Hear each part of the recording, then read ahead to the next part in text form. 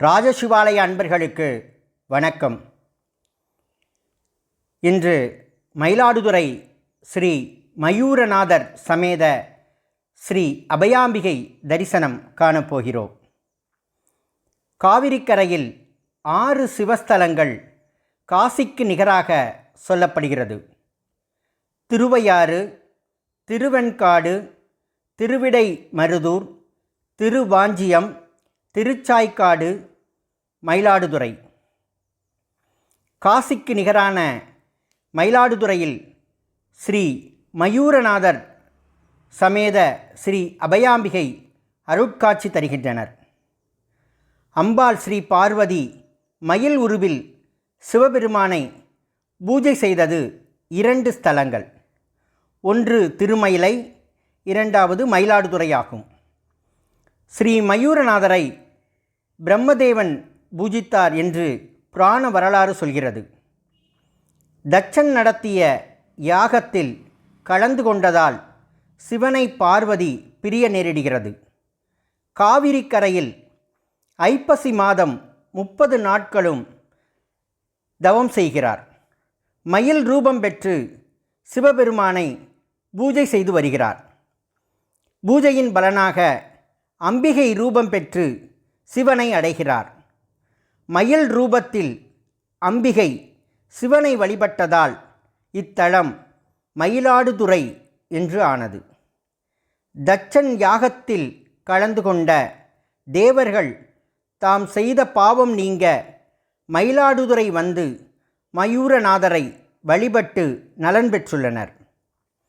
கண்ணுவ முனிவர் கங்கையில் நீராட செல்லும்போது எதிரில் கங்கை, யமுனை, சரஸ்வதி என 3 நதிகளும் மக்களின் பாவக்கரை படிந்து தங்கள் உருவம் மாறிவிட்டது என்றும் அதற்கு நிவர்த்தி வேண்டுமென்றும் முனிவரிடம் கேட்கிறார்கள். கண்ணுவ முனிவரோ தென் திசையில் உள்ள மாயூரத்தில் துலா மாதத்தில் காவிரியில் மூழ்கி நீராட உங்களுடைய பாவம் நீங்கி நீங்கள் பொலிவு பெறுவீர்கள் என்று ஆலோசனை கூறுகிறார். கங்கை, யமுனை, சரஸ்வதி மூவரும் காவிரிக்கரையில் நீராடி தன் பாவம் நீங்கி சுய உருவம் பெற்றனர். தேவர்கள், முனிவர்கள், சரஸ்வதி, லக்ஷ்மி, கௌரி, சப்த மாதர்கள் ஆகியோர் துலா மாதம், அதாவது ஐப்பசி மாதம் மயிலாடுதுறை காவிரியில் நீராட வருகின்றனர். ஐப்பசி மாதம் கடைசி நாளான கடைமுகம் அன்று நீராடுவது மிகச் சிறப்பாக சொல்லப்படுகிறது. முதல் 29 நாட்கள் நீராட முடியாவிட்டாலும் 30வது நாள் நீராடி மயூரநாதரையும் ஸ்ரீ அன்னை அபயாம்பிகையையும் வழிபட்டு எல்லா நன்மைகளையும் பெறுவோம். ஐப்பசி நீராடலை கேள்விப்பட்டு முடவன் ஒருவன் மயிலாடுதுறை வந்து சேர்ந்தான். அவன் தாமதமாக வந்ததால் ஐப்பசி முடிந்து கார்த்திகை முதல் நாள் ஆகிவிடுகிறது. முடவனோ தன்னால் அடுத்த ஐப்பசி வரை காத்திருக்க முடியாது என இறைவனிடம் வேண்டுகிறார். இறைவன் ஒரு நாள் நீட்டிப்பு செய்து கார்த்திகை முதல் நாள் அவருக்காக காவிரியில் நீராடி பாவத்தை நீங்க அருள் புரிகிறார்.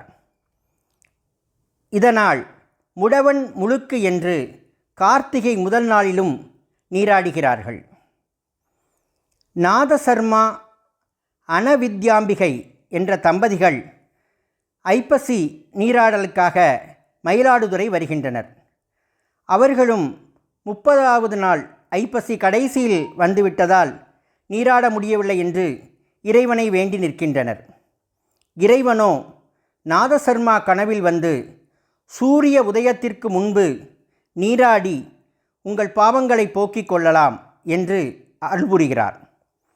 நாதசர்மா, அனவித்யாம்பிகை தம்பதிகள் சூரிய உதயத்திற்கு முன்பு நீராடி இறைவனின் அருளுக்கு பாத்திரமாகி இன்றும் லிங்கமாக கோயிலில் அருள்புரிகிறார்கள். திருவாடுதுறை ஆதீனத்துக்கு சொந்தமான இத்திருக்கோயில் குடமுழுக்கு முடிந்து அழகிய வண்ணங்களுடன் ராஜகோபுரம், பிரம்மாவினால் உருவாக்கப்பட்ட பிரம்ம தீர்த்தக்குளம் என்று மிக சிறப்பாக உள்ளது. சிவகண்டேஸ்வரர், தேஜஸ் சண்டிகேஸ்வரர் என்று இருவரும் ஒரே சன்னதியில் உள்ளனர். அஷ்டலட்சுமி, சட்டைநாதர், சிவலிங்கத்தை பூஜிக்கும் மகாவிஷ்ணுவும் இத்தலத்தில் உள்ளனர். அருணகிரிநாதர் குமரக்கட்டளை சுப்பிரமணிய சுவாமியை தனது திருப்புகழில் மிக அழகாக பாடியுள்ளார். ஸ்ரீ மயூரநாதர் சன்னதியின் ஈசான்ய பாதத்தில் ஸ்ரீ அருணாச்சலேஸ்வரர் அருள்பாலிக்கிறார். இக்கோயிலில் இறைவன் 16 லிங்கங்களில் எழுந்தருளி அருள்பாலிக்கிறார். பௌர்ணமி நாளில் 16 முறை திருக்கோயிலை வலம் வந்தால் திருவண்ணாமலை கிரிவலம் வந்த பலனை அடையலாம் என்று மக்கள் கிரிவலம் வந்து செல்கின்றனர். அன்னை ஸ்ரீ அபயாம்பிகை 1000 முறை தரிசித்தாலும் மீண்டும் தரிசிக்க தோன்றும் அழகு வடிவம்.